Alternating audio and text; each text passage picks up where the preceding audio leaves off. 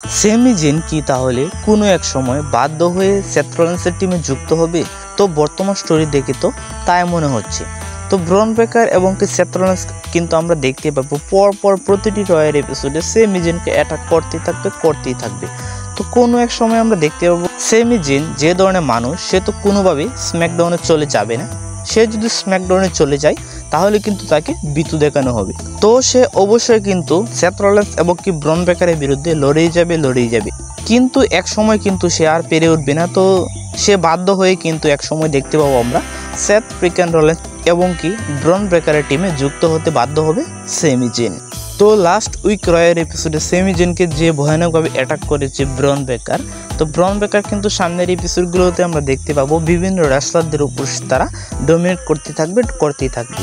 তো Seth ফ্রিকেন Rollins, ব্রন breaker, পল হেমেন, তো তাদের টিমে যদি সেমি জেন কোনোভাবে যুক্ত হয়ে যায় তাহলে কিন্তু তাদের টিমটা আরও অনেক বেশি শক্তিশালী হয়ে যাবে। তো আপনার কি মনে হচ্ছে, সেমি জেন কি ব্রন ব্রেকার বা সেথ ফ্রিকেন রলিন্সের টিমে যুক্ত হবে, নাকি সেমি জেন চলে যাবে স্ম্যাকডাউনে? তো আমার কিন্তু মনে হচ্ছে সেমি জেন খুব শীঘ্রই যুক্ত হয়ে যাবে এবং কি তারপর থেকে আমরা দেখতে পাবো সেমি জেনও করে নিবে হিল টার্ন এবং সে যুক্ত হয়ে যাবে তাদের সাথে, এবং কি তারপর থেকে তাদের ফ্যাকশনটা আরো বেশি শক্তিশালী হতে শুরু করবে, আরো বেশি ডমিনেট করতে শুরু করবে। তারপর থেকে আমরা দেখতে পাবো কয়েক বছর যাবত কিন্তু সেথ রলিন্সের ফ্যাকশনটা রয়্যাল এপিসোডে ডমিনেট করতে শুরু করবে এবং কি তারাই রাজত্ব করবে রয়্যাল এপিসোডগুলোতে।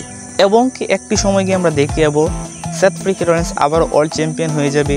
ব্রন ব্রেকার, সেমি জেন তারাও হয়তো কোনো একটা চ্যাম্পিয়ন হতে পারে, ট্যাগ টিম চ্যাম্পিয়ন অথবা ইন্টারকন্টিনেন্টাল চ্যাম্পিয়নশিপও জয়লাভ করতে পারে তাদের মধ্যে কেউ। তো তাহলে রোমান রিংসের এবং কি সিএম পাঙ্কের রাজত্ব শেষ হতে চলেছে রয়্যাল এপিসোডগুলোতে। তো এখন থেকে আমরা সেথ ফ্রিকেন রলিন্সের রাজত্ব দেখতে পাবো। তো ব্রন ব্রেকার যেহেতু সেথ ফ্রিকেন রলিন্সের সঙ্গে কাজ করতে শুরু করেছে, তো ব্রন ব্রেকারও কিন্তু একদিন বড় সুপারস্টার হয়ে উঠতে পারবে। তো WWE কিন্তু ব্রন ব্রেকারকে ভবিষ্যতে গোল্ডবার্গ বানানোর চেষ্টা করতেছে বা ব্রক লেসনারের মতো একটি ডমিনেটিং সুপারস্টার বানানোর চেষ্টা করতেছে।